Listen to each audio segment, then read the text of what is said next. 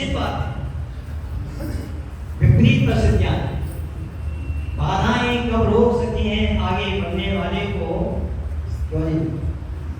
बाधाएं कब रोक सकती हैं आगे बढ़ने वालों को? बाधाएं कभी आगे बढ़ने वालों को रोक नहीं सकती। ये निश्चित बात है। इस समय समाज की स्थिति बड़ी दयनीय है और लोग भयभीत भी हैं,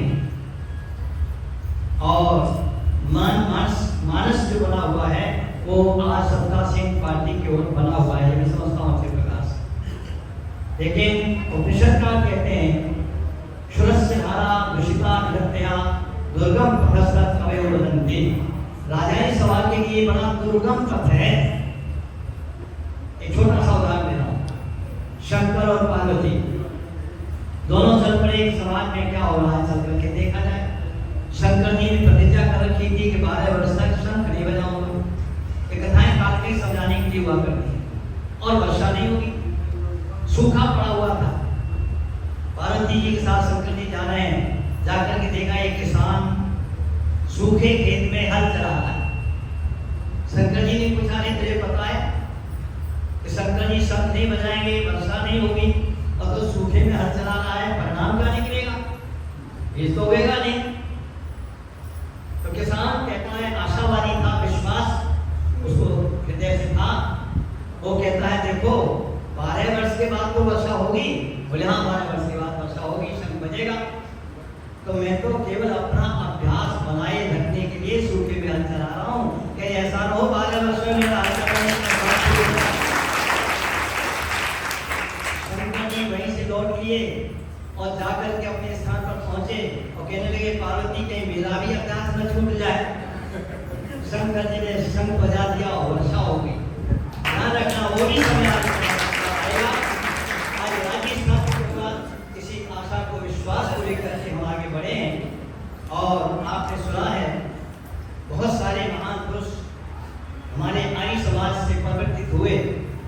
मुंशी राम के जीवन चरित्र से आप परिचित हैं, भक्त अमीचंद के जीवन से परिचित हैं, लेकिन महर्षि दयानंद का सानिध्य प्राप्त करके वो हीरा बन गए।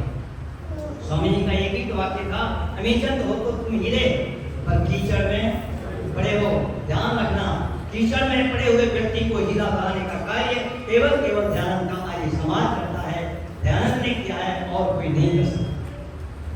आइए हमारा सबका इसी विश्वास को, इसी परंपरा को आगे बढ़ाने के लिए हम रोजाना बोलते हैं, आर्य समाज अमर रहे या रहेगा? रहेगा तो बड़ा सीधा सा अभिप्राय है, रहे अथवा ना रहे, विश्वास नहीं आना। आर्य समाज अमर रहेगा तो वेद की ज्योति, यज्ञ की ज्योति और ओम का झंडा। लेकिन झंडा याद रखना डंडे पर रहता है। जिनके पास डंडा है यानी सत्ता है, उनके पास ओम का झंडा नहीं है।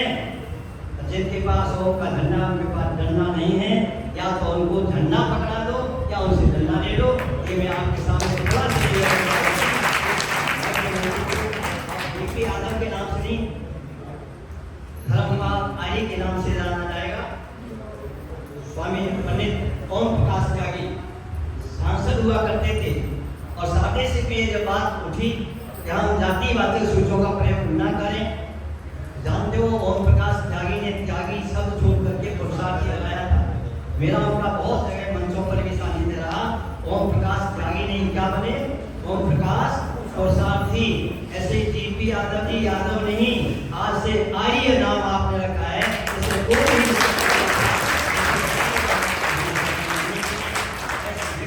आवश्यकता है। मैं आशावादी सोच को लेकर के चलता हूँ। हमें विश्वास होना चाहिए आगे की परंपरा को। हमारे आचार्य योगेश शास्त्री जो कलकत्ते में राजा सेवा का कार्य कर रहे हैं, और आचार्य नरेंद्र